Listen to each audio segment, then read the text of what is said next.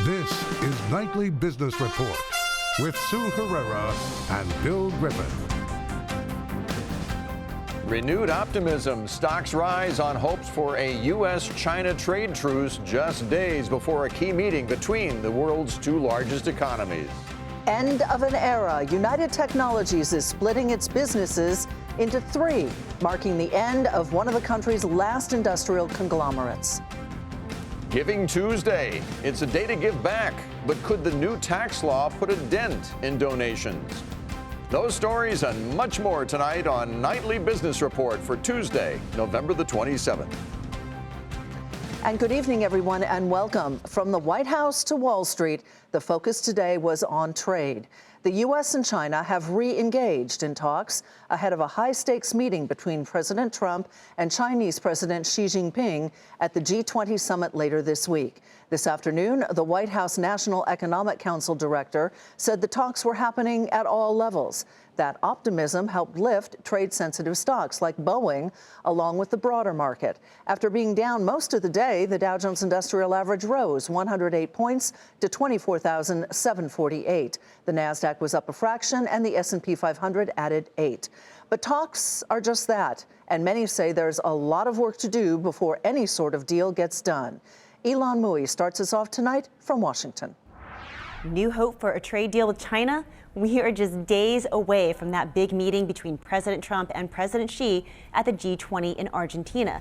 And White House economic advisor Larry Kudlow said that a deal is possible, but only if it's on America's terms. If China will come to the table, or in this case, the dinner table, with some new ideas and some new attitudes and some new cooperation, as the president said, there's a good possibility they can make a deal. He's open to it. So nothing is written in cement or stone. On the agenda for that meeting are forced technology transfers, intellectual property theft, ownership of American companies in China, and cyber security. Kudlow said that the next step on tariffs will be a presidential decision, but he said the U.S. economy is strong enough to withstand any fallout. It's really just a fraction of our economy. Okay, it's just a fraction of our economy. I'm not suggesting that there aren't winners and losers in that game. It's a complicated game.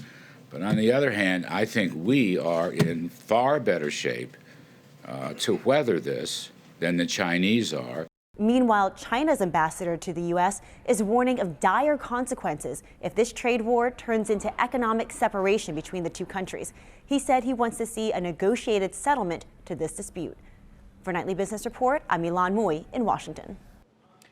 Elsewhere, it was a momentous day for shareholders of United Technologies. The 84-year-old company announced it is breaking itself apart. United Tech will split into three separate publicly traded companies, marking the end of one of the last great industrial conglomerates in America. But Wall Street seemed unimpressed for a time today. That stock was down more than 7%. It closed down about 4%. Morgan Brennan has more for us tonight. United Technologies announcing it would split up its aerospace, Otis elevator, and Carrier HVAC businesses into three standalone companies. A process expected to take up to 2 years, finalizing in 2020. Chairman and CEO Greg Hayes, who will continue to run United Tech, the aerospace business, discussed the decision today. We can go back and look at any one point in history and say, the commercial businesses outperform the aero business. And over time, we always said balance works at UTC. I would tell you, as I've gone out and spoken to all of our investors over the last year, there is almost unanimity that the businesses would perform better as separate, focused businesses. The move was not unexpected, coming after an in-depth portfolio review and as the company finally closed on its $23 billion Rockwell Collins purchase. But it does continue a big trend of industrial conglomerates breaking up, what some analysts have been calling the urge to demerge. From General Electric to Honeywell, Danaher to Pentair and Johnson Controls, as investors favor pure play companies over bigger, more diversified manufacturers. The move comes, though, as larger uncertainties do loom, namely the future for U.S.-China trade relations, a topic affecting multinational manufacturers, including United Technologies. Tariffs benefit no one, right? We're going to spend $150 million in the coming year to pay for these additional tariffs. Ultimately, tariffs become a tax on consumers, right? We've raised prices 3 times at Carrier this year to cover the tariff costs that were coming in. Tariffs don't bring jobs back. But despite the long-awaited news, those trade concerns did help send shares of the Dow component tumbling as investors digested the details of the latest industrial giant's breakup plans. For Nightly Business Report, I'm Morgan Brennan at the New York Stock Exchange. President Trump today is still fuming at the country's biggest automaker. In a tweet, he threatened to cut all subsidies to General Motors. The warning came after GM said that it plans to slash thousands of jobs and close plants, a move we told you about yesterday. That pushed shares of GM lower, though it's not immediately clear how much power the president has to revoke the company's tax breaks. In a statement, GM defended its restructuring, saying, quote, GM is committed to maintaining a strong manufacturing presence in the U.S., as evidenced by our more than $22 billion investments in U.S. operations since 2009, end quote. Well, it's no secret that investors pay very close attention to all statements made by Federal Reserve officials, listening for hints about future rate increases. And today, it was the central bank's vice chair, Richard Clarida, who spoke out. He said he supports a gradual approach, but he did not give an exact number of how many hikes he felt will be necessary down the road. Mr. Clarida, though, did say that he believes interest rates are getting close to so-called neutral level, meaning that they neither stimulate nor slow economic growth. By the way, heads up, Fed Chair Jerome Powell himself is scheduled to speak tomorrow. The White House is proposing a way to lower Medicare prescription drug costs in an effort to start modernizing the government's flagship health insurance program. Our Bertha Coombs has more. The Trump administration already proposed pricing changes for drugs administered by doctors under Medicare Part B. Now it's taking aim at high-cost drugs covered under Medicare Part D pharmacy drug plans. What we've proposed today is really historic changes to the Medicare drug program to allow these drug plans to actually negotiate against drug companies in what are called these 6 protected classes. Right now, Medicare is legally prohibited from negotiating with drug manufacturers for 6 major categories of drugs, which include cancer and HIV treatments. So if a doctor prescribes a drug, regardless of the cost, Medicare pays what the drug company charges. In the commercial sector, we would be getting about 30% discounts just using the normal negotiating tools that your plan and my plan have. Health Secretary Azar argues allowing insurers and pharmacy benefit managers to actively negotiate prices could mean savings for seniors by pressuring drug makers to keep price hikes in check. The head of United Health Group's Optum Pharmacy Benefits Unit praised the proposal at the company's investor meeting. I think that overall we share a common objective with the administration around the concern around drug affordability. We share an objective around trying to drive to the lowest net cost and improving total cost of health care. And I think there's more openness to figure out how we leverage those tools that we've done so successfully in the commercial market into the government space. But analysts say benefit firms could also feel pressure from new proposals, which would require them to reduce patients' out-of-pocket costs and pass on negotiated drug discounts or rebates to their members at the pharmacy. Drug makers have complained they set high prices because of those rebates. I do think there's a role for government here in changing the rules of the road to just reorient the incentives. The incentives right now are towards high list prices with high rebates, and I think we're going to need to change the rules of the road, we or Congress, in order to break that open so that you allow lower list prices and allow patients to pay less out of pocket when they walk into the pharmacy as a result of that. The comment period on the new proposals will run into next year. Analysts say the administration is pushing about as far as it can with regulation. As one investor put it, to make a bigger dent will require legislation and rallying bipartisan support in the next Congress. For Nightly Business Report, I'm Bertha Coombs. Time to take a look now at some of today's upgrades and downgrades. And we begin tonight with Disney, which was upgraded to outperform from in line at Imperial Capital. The analyst cited a number of catalysts into 2020 for the company, including a strong film slate, pricing power, and its upcoming video streaming service.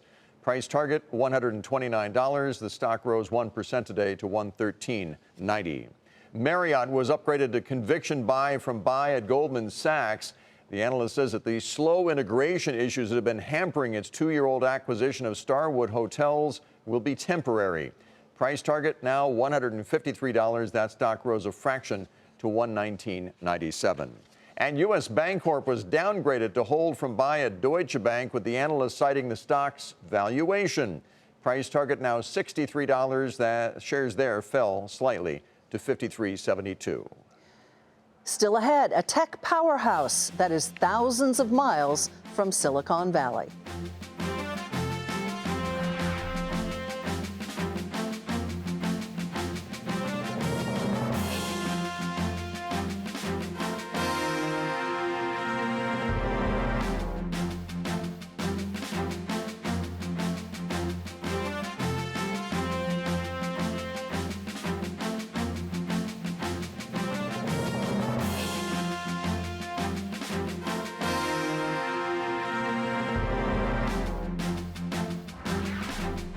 It's not often that lawmakers from 9 countries get together to question one company. But that's what happened in the UK today when officials gathered to ask Facebook about how it handles user data and privacy. CEO Mark Zuckerberg was not there. Instead, a Facebook executive in charge of policy was grilled about potential regulation, and he was grilled intensely by a Canadian official. When we're talking about regulation, would you be interested in asking your friend Mr. Zuckerberg if we should have a discussion about antitrust? And I would respond that it depends on the problem we're trying to solve. If the challenge is around... The problem is Facebook. That's the problem. And we're talking about symptoms, but the problem is the unprecedented economic control. Also at that hearing, a British member of parliament cited a document that says an engineer at Facebook warned of Russian intrusion back in 2014. Facebook says the document was cited out of context.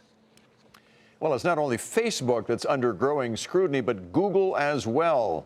With digital ad spending expected to rise, those two companies may find themselves under the microscope to an even greater degree. Julia Borston explains. Facebook and Google are big and getting bigger. And with talk of regulatory scrutiny brewing on Capitol Hill, new forecasts could fuel concerns about their growing market dominance.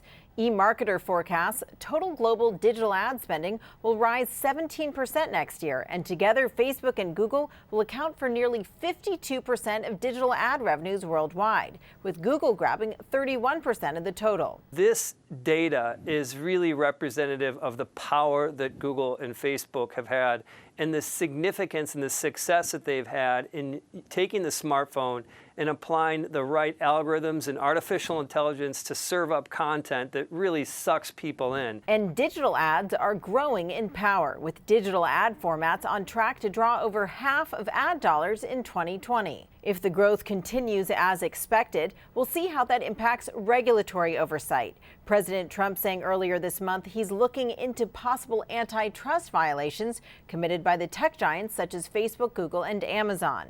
Now the question is whether recent negative headlines about Facebook's mismanagement of Russian manipulation and other issues start to impact those growth numbers. It's not going to be a dramatic impact, but I think the way it plays out is that the growth rates that Facebook is going to have over the next few years won't be at the same level or near the same level that it was over the past 2 years. Loop Ventures' Gene Munster warns that because of its larger size, Google is more at risk for antitrust regulation than Facebook, but that both companies, from an antitrust perspective, can argue they're fighting for ad dollars not just with other digital players, but with all ad formats.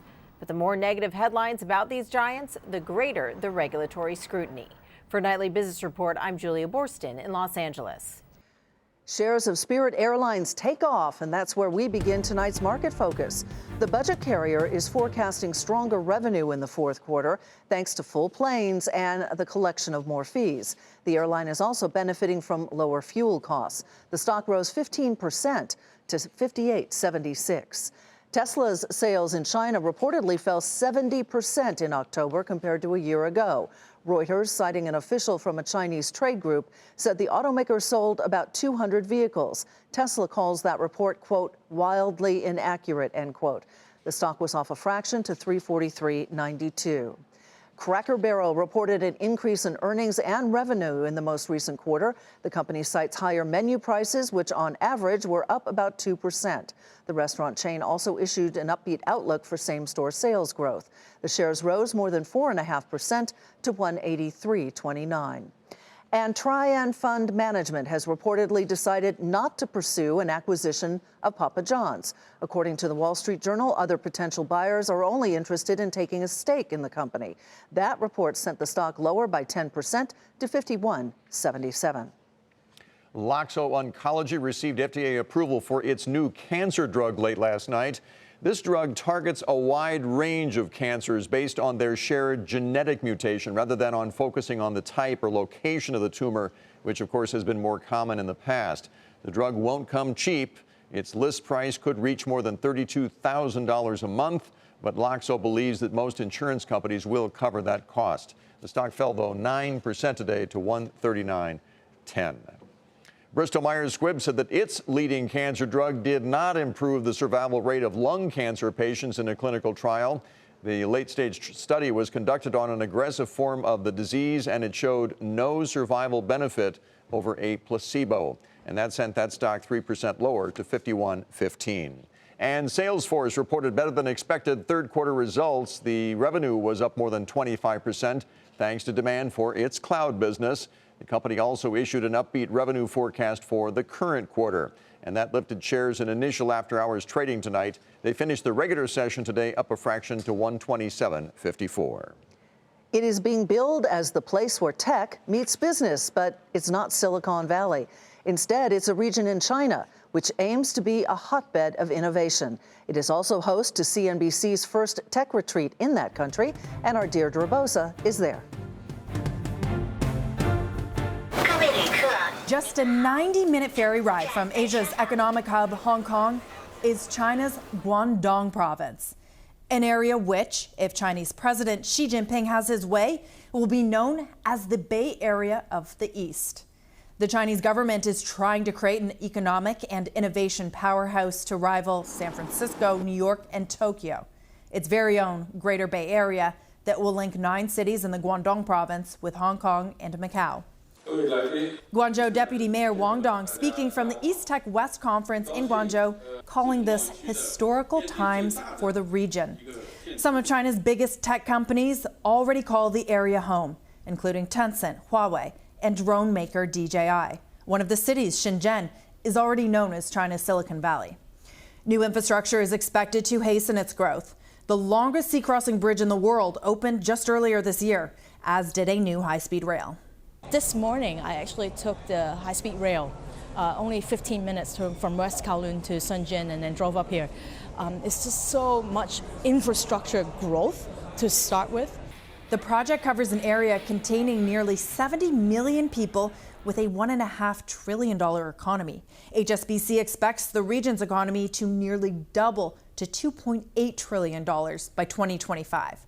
The population is actually 10 times the populations of the Bay Area in the U.S. So certainly the whole landscape in terms of consumer that can consume a lot of this technology is so much bigger. Which could explain why 9 of the top 20 largest internet companies in the world come from China.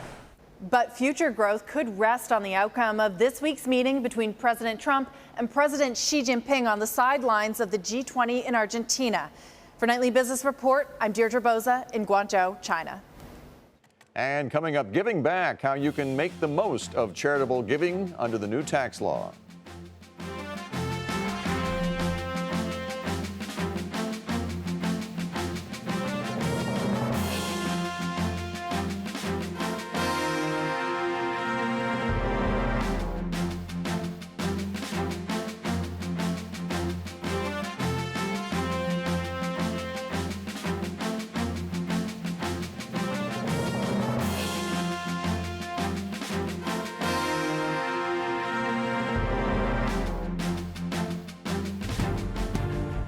Here's a look at what to watch for tomorrow. As we mentioned earlier, Fed Chair Jerome Powell is scheduled to speak tomorrow. Investors will be looking for any clues on the pace of future interest rate hikes.